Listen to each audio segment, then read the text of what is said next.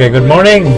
Good morning, friends. Good morning, Albayanos. Good morning, Bicolanos. And welcome to our program, Albay Now Rising. This is a public affairs program.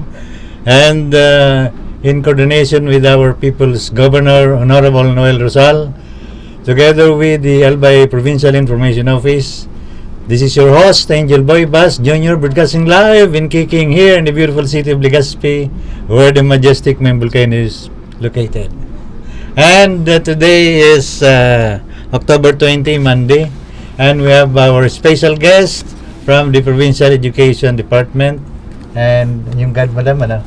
And our special guest for today is no other than Dr. Rowena Ondiz. Madam, good morning.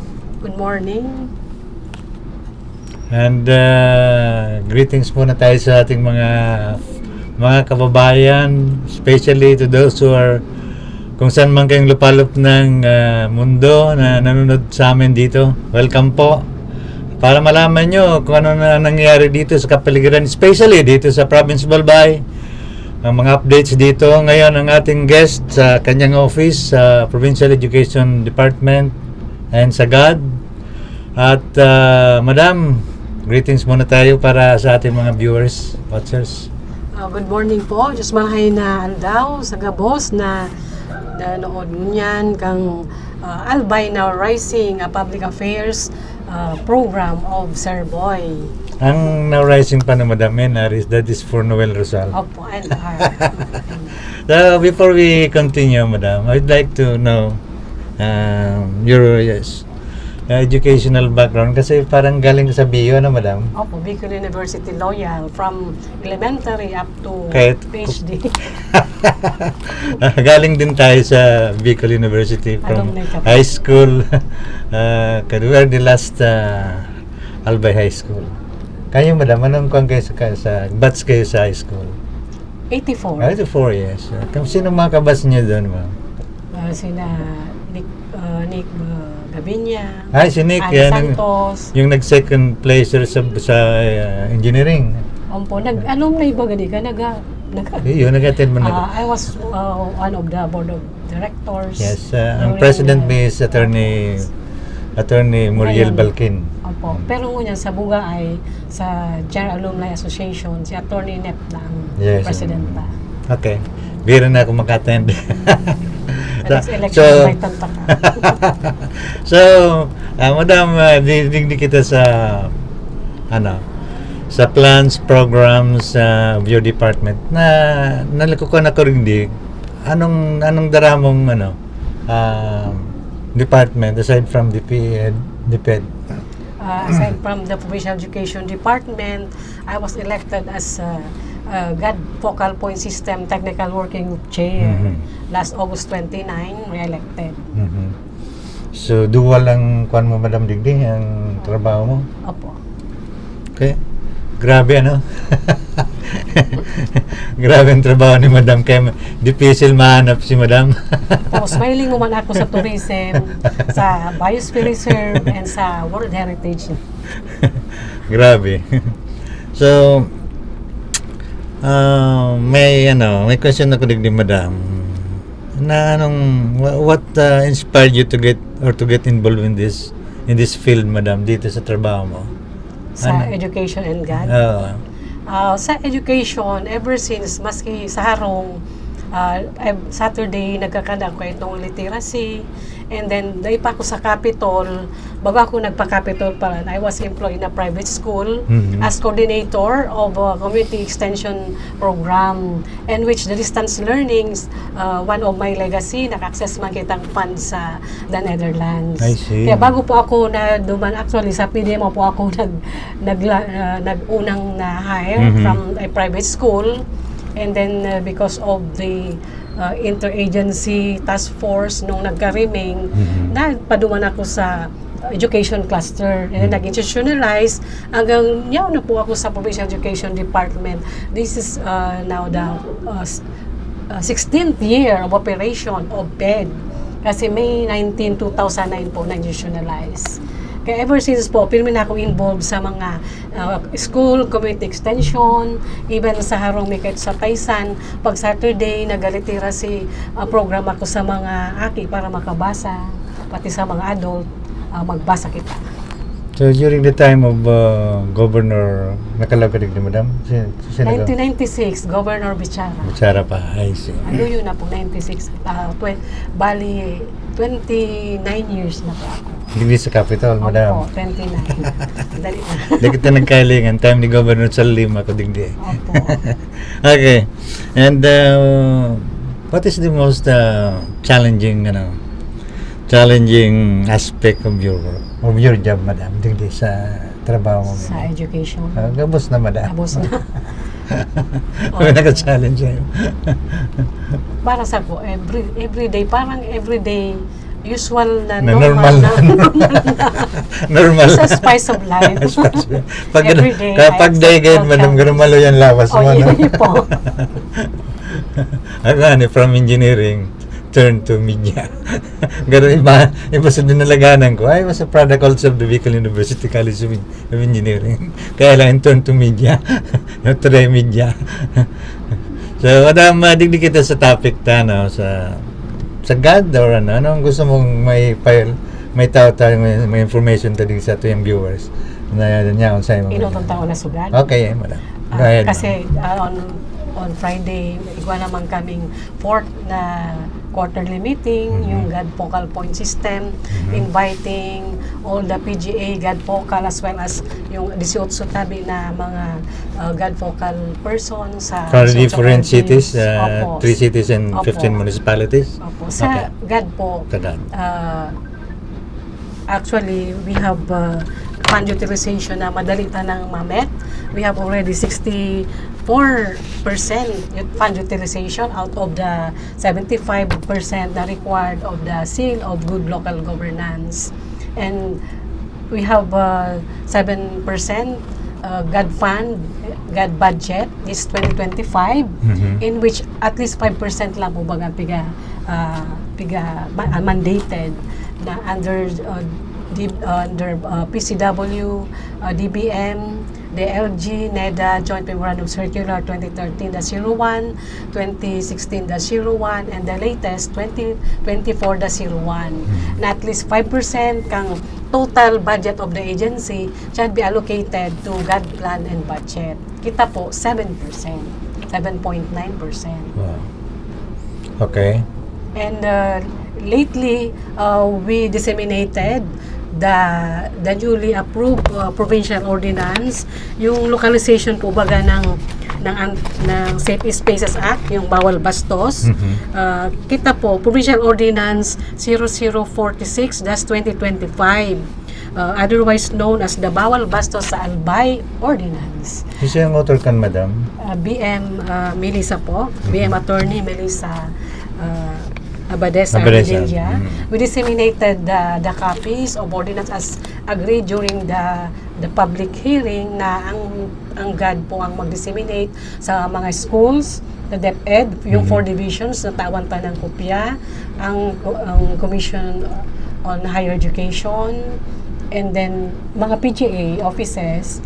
And sa November 25 to December 12, di ba, 18-day campaign to end violence against women and children, sa mga business establishment na po kita. Tapos masurvey man kami kung ano yung mga existing nilang policy on anti-sexual harassment, kumpira ang gender balance, kasi ang vision ta po baga 2026, it will end on 2026, to be a champion in achieving a gender fair society.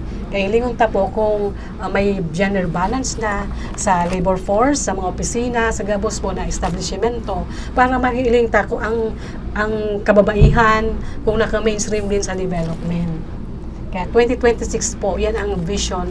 We will end our God vision and then mag-revisit kita, mag-reformulate naman for the next coming years of our God agenda.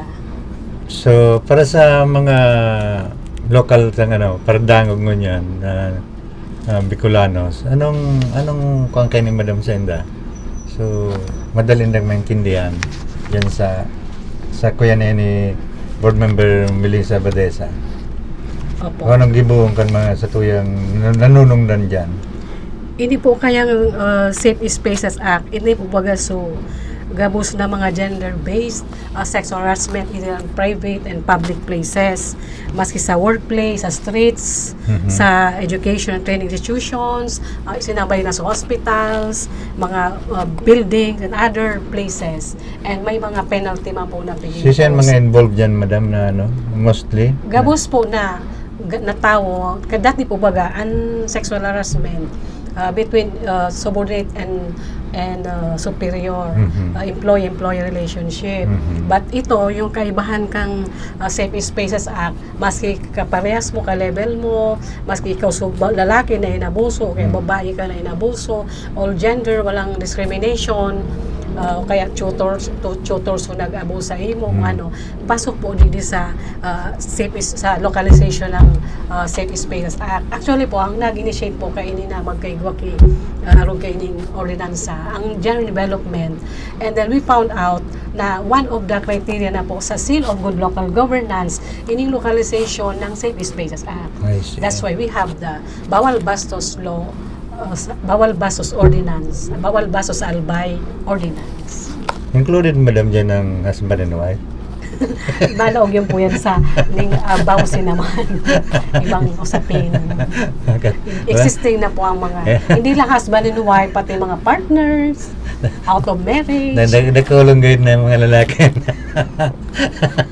Hanggang nagreklamo dyan. Makaw madam. Igwa man akong nadamo.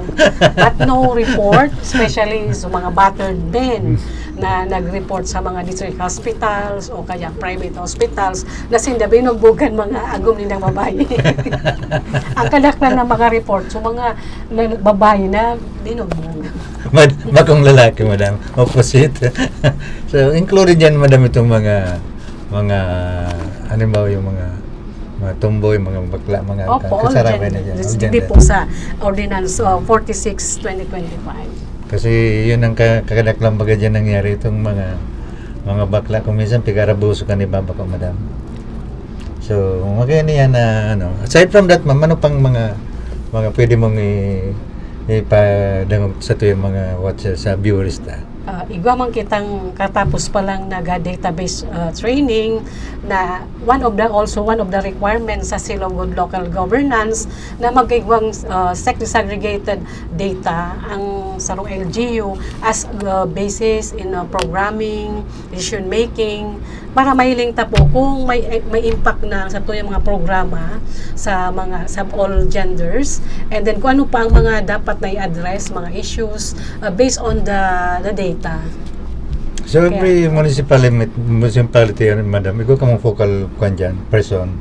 Kada munisipyo po, nagde-designate ang local chief executive ng mga God focal kasi we have the joint memorandum circular 2013-01. So madali na sa ng pagkunin talagang mandate po. And then mandate po talaga sa GAA na at least 5% of the total agency's budget be allocated to God plan and budget. Kaya igwang piga-designate na God focal na mag-coordinate, mag-oversee kang gender mainstreaming in all programs, policies, including people. Kaya may igwa kitang gender development focal point system. Okay. So, anong mga, aside from that, ma'am, yung mga accomplishment ninyo dyan na sa God, ngunyan, presently? Recently, ito na po sa database training task, dissemination ng Safe Spaces Act, and then continuous monitoring of the implementation ng mga GAD projects. Nag-visit po kita sa mga infra project ng Provincial Engineering Office. Magagayon man po ang sa indang mga outcome. Siring man sa ibang mga GAD PPAs, kang iba-ibang mga opisina, 20 po na opisina sa PGA ang nag-implement ng mga GAD projects. And for the coming months, especially ngayon na Friday, we'll have the fourth quarter. Sabi ko nga kasubaan ko na focal point system, quarterly meeting. One of the agenda po duman, yung search for LGU with the God-promising practices. Mapili kitang tulo na mga LGUs na may mga promising na practices, mga initiatives, mga approaches na unique and very effective, gender responsive sa pag-implement kan sa indang God PPAs. Ang awarding po sa December 12 during the year-end assessment. Wow. And of course, continuous monitoring of the God PPA implementation for the year-end accomplishment report. Okay. How about next year, madam? Anong program ninyo dyan? Mga plans nito? Yung advocacy kasi usually ang gender development na-establish siya to oversee, to monitor the localization of Magna Carta of Women or the Republic Act 9710. And aside from that, kami po may advocacy through the women para sa gender equality and women empowerment. Ngunyan po, bako na gender equality, gender accountability. Kaya yung advocacy ta po ipapadagos, like yung 18-day campaign muna na itong November 25 to December 12, and next year again yung 1 billion rising against violence against women and girls every February 14 po yan, na ularong duman nito sa the proxy gabos bagang kalakihan mga organisasyon kalakihan inibitaran ta duman sa proxy, nag-discuss kita para maging co-advocates ta against o laban sa karahasan sa kababaihan. And then yung Women's Month as usual during month of March, nagakaiwa kita kay celebration kang National Women's Month, and March 8 yung International Women's Day. And by the way, para November 19, International Men's Day. Wow. Oh, happy Men's Day. Advance. Sabi rin doon ang kaming Men's Day. Kasabi pa lang ito yan, Richard. November 19 pala may program po kita sa Astrodome. Okay. And unang nag-participants gabos na mga kalakihan din sa Albay. Magkakaiwa kita kay serbisyo para kay free health check-up in collaboration with the Provincial Health Office. And then, of course, igwa kitang mga speakers na kukuhaon para madangugban kan sa tuyang mga kalakihan. First po ini na yung celebration of International Men's Day. November 19. Yan, imbitado ka po na mag-attend sa Astrodome. Iko-cover yung campaign. Yan po. Thank you very much sa PIO sa ever support na pirmi pong nag-inform, information dissemination para maaraman po kang publiko kan sa tuyang mga programa, lalo na po ang mga programa kan sa tuyang wala na gobernador na pigdadarata arani sa mga barangay. Okay. Madam, digdi kita sa budget kang office nindo, madam. Yan importante ang budget bago. So, kumusta ang nindo dyan? Ang kas-advance nindo or what? Ay, wala man kami kas-advance. Dito yun masalang budget kan God. Okay. Pero kung the whole provincial God, dako na po ang budget. Pero kung kami man sana, dahil nga 2 million. Kaya, hindi po na ako pagaputon. Pero sa provincial general development na budget, nasa 9 digits po yan. Okay. Kasi, di ba, at least 5% of the national tax allotment, and we have 3 billion. So, ang 5% po kaani, 7.9% po kita, this 2025. At least nag-increase madama, no? Ampo. Salamat po sa mga department heads na talaga nakulaw ng suporta, lalo na sa tuyang gobernador na talaga rani sa iya ang mga kababaihan, na ang mga diretsos, ang mga karapatan kang kababaihan na maisulong po kang mga programa sa paagi kang mga programa sa probinsya. Okay. So we have still 28 more minutes. So we concentrate dito naman tayo. Mayroon ka pang ikupan dyan. Sa Provincial Education Department. Meron ka pa dyan, Ma'am Sagad, na baka may nakalimutan ka? Wala na po. Okay na po. So, wala tayong commercial dito. So, direkta tayo dun sa Department of Education tayo, Madam. Kanina sabi ko po na 16, kumbaga sweet 16. 16 years old ang Provincial Education Department. And we have 4 major programs, yung educational support, We have also the research program, alternative learning system, and yung literacy. Yun ang pinaka talagang dakulon kita ngunya ng mga pigtabangan ng mga estudyante itong sa educational support program. Parang may, kung kayo yan, madam, latest na, no? Yung, saan yan, madam? Yung mga educational assistance. Ang educational assistance po, the financial assistance, one of the projects po yan sa educational support program. And other projects, yung scholarship for medical courses, and then yung top 10 governors listers. Yung doon sa TV mo lang, ano? Opo, nagkigwa kita kay awarding nung top 10 governors listers. At the same time, yung financial assistance sa mga college students. Province-wide po yan. Di ba parati yan, madam, na scholarship kayo dyan, madam, ano? Sa mga, ano? Sa medical po, ang mga financial assistance, inclusive po yan, walang pili kung anong year level ba sa college. Kahit ito, nag-open kita sa elementary, high school. Pero ngunyan college ko na, big priority, aram tama po baga. So, magkano naman, ma'am, yung ano, na-receive ng per student yan? 2,000 pa rin per student, per semester, pag nag-avail sila. Kaya sa ngunyan po, dakulo na kita, nasa 4,152 ang satuyang mga beneficiaries under the educational support program. Kasabay na po dyan, so mga top 10 and then so 12 na third batch scholar ta sa medical. Nagtitake silang nursing, pharmacy, radiotech, midwifery, ipapaklase po yan kang probinsya, pero mga taga-island barangays po sila. So may mga indigent students, ma'am? Wala pong qualification kung indigent, basta willing siyang ma-assign sa island. Anong tamang po baga sa island, maski high-end ang cellphone mo, na yung makontak, so kung may LDR ka, joke lang. Siyempre, assign ka sa island. Willing siyang ma-assign, duman as nurse o anong medical worker. Kaya pigpipili ta, pigpaprioritize ta po ang nasa isla. Pero this 2025, inopen taman po yan sa mga persons with disabilities, maski nasa main. Actually, bakit ang duwa na applicant, saro gusto mag-dentista, saro gusto mag-nurse, kaya nasa ano po siya, on process yung pag-apply niya, maski iba ko siya taga-island. And then so mga sa remote na coastal barangays, open man po ini para maging scholar po sa medical. So pwede mag-recommend ng mga barangay chairman?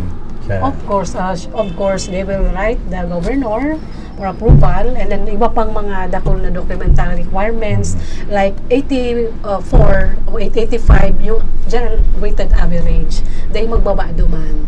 Although wala kita piga-maintain, pero upon application, dapat nasa 85% po ang sayang general weighted average grade. GWA.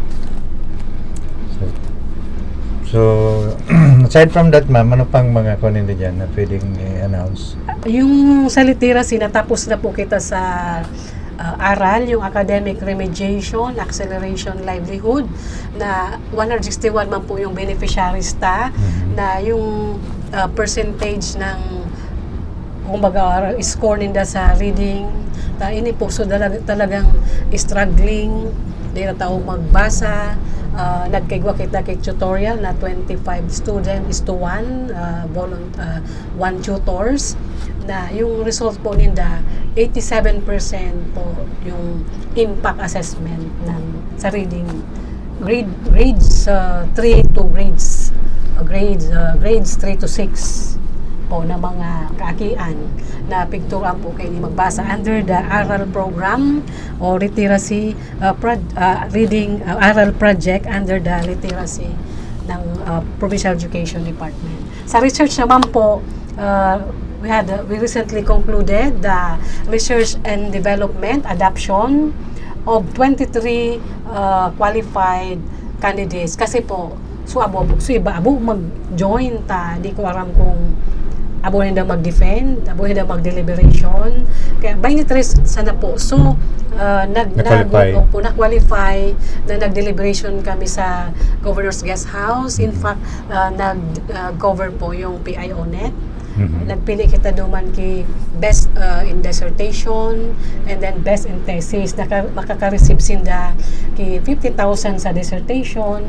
Sa thesis naman, masteral thesis, 35,000. All from DepEd, mga taga DepEd, so iba taga DB Peña, Bicol College, nag-join po sinda para ma-share ninda so research findings for adoption by the DepEd and by higher education institutions na yawn digdi sa provincial government sa province of Albay.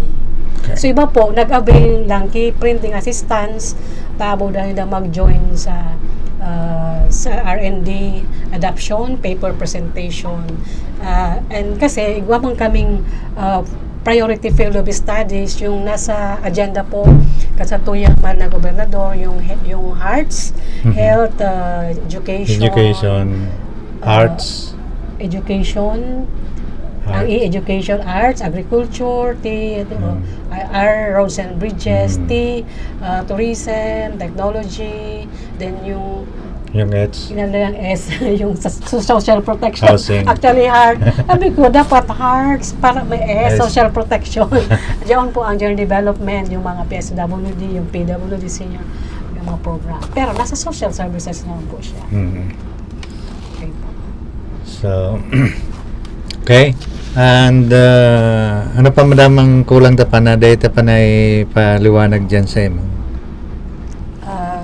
Yung iba po, like yung mga announcement mo, madam? Opo, yung malilipot, tulanggi, and tabako, baka next week na po sila mag-pay out. We will just text, inform all the beneficiaries, yung mga estudyante na nag-avail. Kaya mag-standby na lang po, halat-halat na lang po so mga matipon so mga payroll for payout para makash advance. And then so mga sa research, grantista, sarabay-sabay po ito na sana po next week, bago matapos ang Oktubre, gapos na po yan ma-payout. So, magayon na bareta yan sa ito yung mga estudyante. So nagdadangog dyan ng mga, isip ko na lang ng tabi nindo ining program, like, share. Kaya dakol kitang mga kondig ni madam, mga nag-i-link sa tuyang program. So, ano pa madam na pwede na sa tuyang announce sa baka may nalimutan? For now, yun na po sa Provincial Education Department. Sa mga masunod na taon, 2026, dakol po kitang mga bago, pero syempre, surprise muna. Syempre may budget deliberation and we will wait for the approval of the sa Guniang Panlalawigan ng Albay. Pero magayon po ang mga program mo niyan sa Albay in My Heart ni Governor Noel Rosal na dub as Albay Innovation Hub po ang Provincial Education Department programs. Kaya antabayan ta po para next year mga dakol na magrayo na mga bagong programa lalo na po sa mga community colleges sa under the leadership of our People's Governor Honorable Noel Rosal. Parang community college kita digdi madam sa Albay.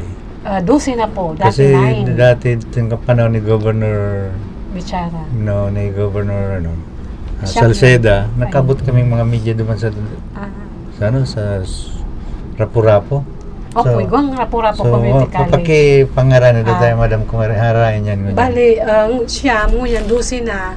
Pun kita sa Tiwi Community College, San Jose Community College. Yung duman sa Tiwi madam, saan duman? Duman po baga sa may simbahan. Sa may Naga or what? Sa simbahan, tos palaog duman. I see. So, Tiwi, ano pa madam? San Jose Community College, Rapu-Rapu Community College, Manito, Daraga, sa Ligao, Uwas, Pulanggi, Libon. Yan so dating Siyam. May dagdag po kita ng Bakakay. May ba naman sa Bakakay madam? Opo, pang 2 taon. Saan duman madam yan na? So pasiring sa Baklayon bagang medyo rarayo. Santo Domingo Community College and Ginubatan sa Mauraro. Open pa lang muna na August. Ang Kamalig nag-iskusar naman na Magigwaki Community College.